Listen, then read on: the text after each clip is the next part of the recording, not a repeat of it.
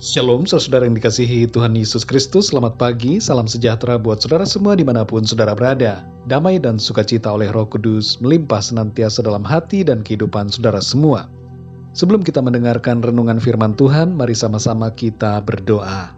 Bapa kami yang di surga, Bapa, di dalam nama Tuhan Yesus Kristus, kami mengucap syukur ya Tuhan. Kembali kami ada saat ini, semuanya karena kemurahan Tuhan. Kami hidup, kami bernafas, kami kuat, kami sehat, semuanya karena anugerah-Mu. Terima kasih ya Tuhan. Saat ini kami mau mendengarkan sabda firman-Mu. Urapilah setiap kami, jamahlah hati kami, berikan kami pengertian-pengertian yang baru akan firman-Mu. Terima kasih Tuhan. Dalam nama Tuhan Yesus kami berdoa. Haleluya. Amin. Saudara yang dikasihi Tuhan, ayat renungan kita pada saat ini terdapat di dalam Injil Markus pasal 13 ayat 33. Tertulis demikian, hati-hatilah dan berjaga-jagalah, sebab kamu tidak tahu bila manakah waktunya tiba. Saudara yang dikasihi Tuhan, pada tahun 2003, Bapak Mangapin Sibuea menyebutkan bahwa Tuhan Yesus akan datang pada tanggal 10 November 2003. Dan ia mengatakan bahwa pada hari itu akan terjadi pengangkatan jemaat pengikutnya antara jam 9 pagi sampai 3 sore. Tapi apa yang disebutkan oleh Bapak Mangapin tidak terjadi.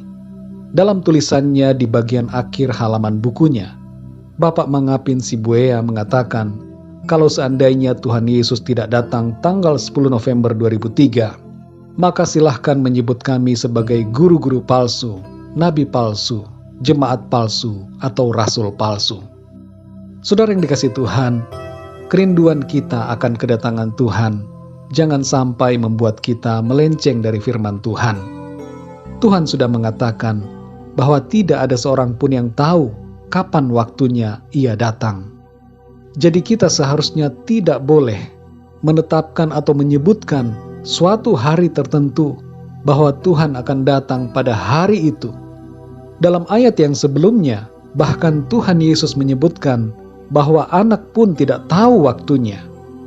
Pernyataan ini tidak berarti bahwa Tuhan Yesus tidak tahu sama sekali. Dia adalah Allah dan juga manusia. Sebagai Allah, Dia pasti tahu, saudara.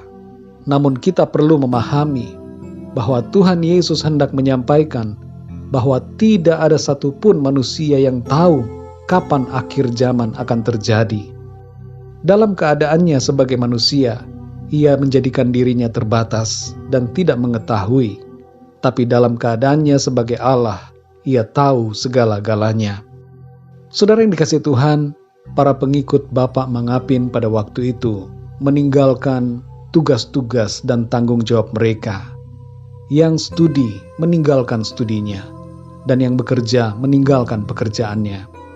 Banyak dari mereka yang menjual hartanya dan kemudian menantikan kedatangan Tuhan di suatu tempat di Bandung. Hal yang seperti ini tidaklah sesuai dengan apa yang dinyatakan oleh firman Tuhan. Selama kita masih hidup, saudara, dan dalam masa penantian kita akan kedatangan Tuhan, tetaplah mengerjakan apa yang menjadi tugas dan tanggung jawab kita. Fransiskus dari Assisi suatu kali sedang mengerjakan kebunnya. Ketika ia sedang sibuk menggali, seorang jemaat bertanya kepadanya, seandainya Bapak Fransiskus akan dipanggil Tuhan pada hari ini, apakah dia akan tetap menanam pohon? Bukankah lebih baik bila ia bersiap-siap menghadap Tuhan? Fransiskus dari Assisi mengatakan, saya sudah siap kapan saja Tuhan memanggil saya. Saudara yang dikasihi Tuhan, penantian kita akan kedatangan Tuhan jangan menjadikan kita melalaikan tugas-tugas dan tanggung jawab harian kita dalam kehidupan ini.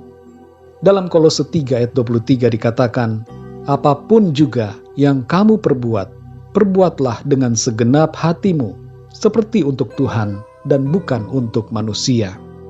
Pesan firman Tuhan bagi kita semua pada saat ini adalah, yang pertama, jangan kita menetapkan suatu hari tertentu mengenai kedatangan Tuhan Yesus yang kedua kali, sebab tidak ada seorang pun yang tahu akan kedatangannya. Jangan kita sok tahu, saudara, tapi biarlah kita selalu merendahkan diri dan bersiap sedia berjaga-jaga di setiap waktu. Yang kedua, selama penantian kita akan kedatangan Tuhan, tetaplah lakukan apa yang harus kita lakukan dalam kehidupan ini. Kerjakanlah apa yang menjadi tugas dan tanggung jawab kita.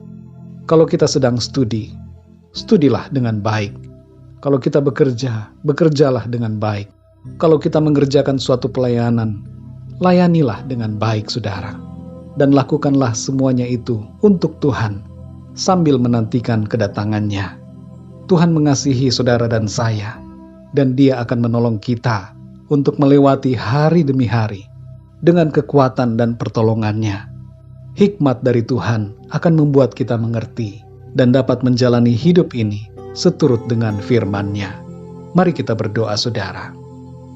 Bapa kami yang di sorga, Bapa, di dalam nama Tuhan Yesus Kristus, kami mengucap syukur untuk kebenaran firman-Mu yang sudah kami dengar pada saat ini, yang mengajarkan kepada kami bahwa tidak ada seorang pun yang tahu kapan hari kedatangan-Mu. Satu hal yang Engkau kehendaki bagi kami adalah agar kami terus bersiap sedia dan berjaga-jaga dalam menantikan Engkau. Dan selama kami hidup di bumi ini, kehendak-Mu bagi kami adalah mengerjakan apa yang menjadi tugas dan tanggung jawab kami dalam pekerjaan dan pelayanan, dan dalam segala sesuatu untuk kemuliaan nama Tuhan. Pimpin kami, Roh Kudus, supaya kami hidup benar seturut dengan firman-Mu. Ajar kami untuk merendahkan diri dan tidak melenceng dari firman-Mu. Terima kasih Tuhan. Pimpinlah kami di sepanjang hari ini. Berkati dan lindungilah kami. Sertai kami dalam segala aktivitas kami, agar semua yang kami kerjakan memuliakan nama-Mu Tuhan. Terima kasih ya Tuhan. Kami serahkan semuanya ke dalam tangan-Mu. Setiap masalah dan persoalan kami anak-anak-Mu, kami bawa dan serahkan ke dalam tangan Tuhan. Yang sakit Tuhan sembuhkan, yang lemah Tuhan kuatkan, yang putus asa Tuhan bangkitkan kembali semangat dan iman mereka. Dan Tuhan berikan jalan keluar, pertolongan yang ajaib kepada setiap yang menghadapi masalah dan persoalan dalam kehidupannya. Terima kasih Tuhan. Kami bersyukur dan serahkan semua ke dalam tangan-Mu. Kami percaya Tuhan, pertolongan dan mujizat-Mu terjadi dalam hidup kami. Terima kasih ya Bapa. Dalam nama Tuhan Yesus Kristus, Tuhan dan Juru Selamat kami berdoa dan mengucap syukur. Haleluya. Amin. Puji Tuhan, saudara yang dikasihi Tuhan, saya percaya firman Tuhan menjadi berkat dan kekuatan buat saudara semua. Dan Roh Kudus akan menolong saudara untuk lebih lagi memahami kebenaran firman Tuhan. Tuhan Yesus memberkati saudara semua. Sampai jumpa dalam renungan yang berikutnya. Haleluya.